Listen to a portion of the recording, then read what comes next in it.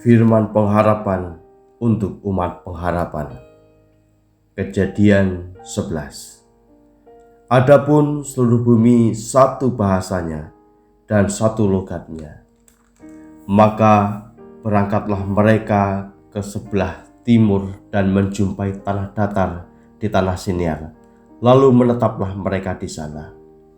Mereka berkata seorang kepada yang lain, "Marilah kita membuat batu bata dan membakarnya baik-baik." Lalu bata itulah dipakai mereka sebagai batu dan gala-gala sebagai tanah liat. Juga kata mereka, "Marilah kita dirikan bagi kita sebuah kota dengan sebuah menara yang puncaknya sampai ke langit.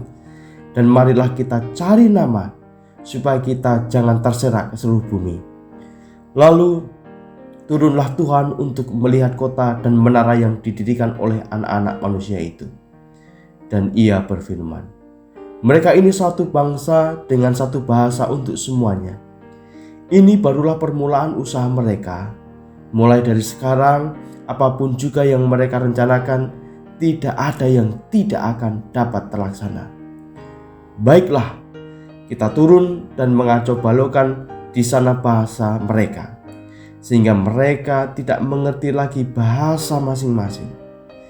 Demikianlah mereka diserahkan Tuhan dari situ ke seluruh bumi, dan mereka berhenti mendirikan kota itu.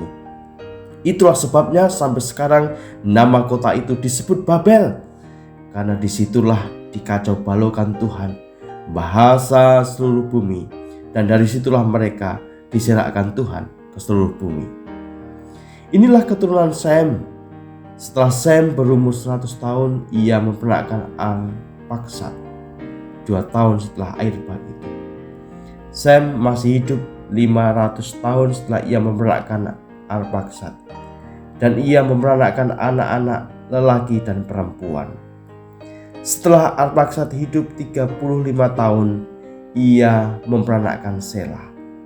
Arpaksad masih hidup 403 tahun setelah ia mempernakkan Selah, dan ia mempernakkan anak-anak lelaki dan perempuan.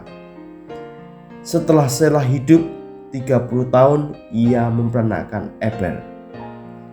Selah masih hidup 403 tahun setelah ia mempernakkan Eber, dan ia mempernakkan anak-anak lelaki dan perempuan.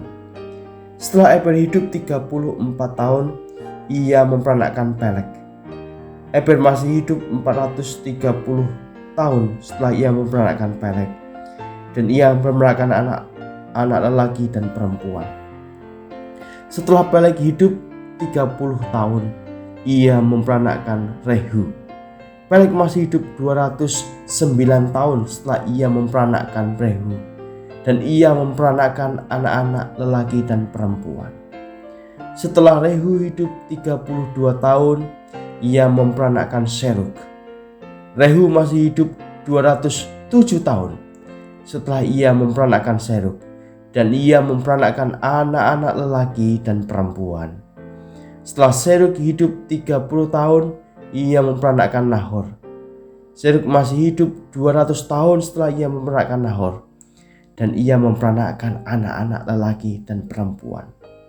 Setelah Nahor hidup 29 tahun, ia mempernakkan Terah. Nahor masih hidup 119 tahun setelah ia mempernakkan Terah, dan ia mempernakkan anak-anak lelaki dan perempuan. Setelah Terah hidup 70 tahun, ia mempernakkan Abram, Nahor, dan Haran. Inilah keturunan Terah. Terah mempernakkan Abram, Nahor, dan Haran mempernakkan Lot. Ketika Terah ayahnya masih hidup, matilah Haran di negeri kelahirannya di Ur Kasdim. Abram dan Nahor keduanya kawin. Nama istri Abram ialah Sarai, dan nama istri Nahor ialah Milka. Dan Haran ayah Milka dan Yiska. Sarai itu mandul, tidak mempunyai anak.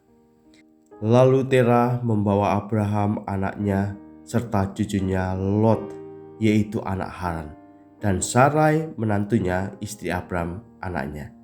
Ia berangkat bersama-sama dengan mereka dari Ur Kasdim untuk pergi ke tanah Kanaan.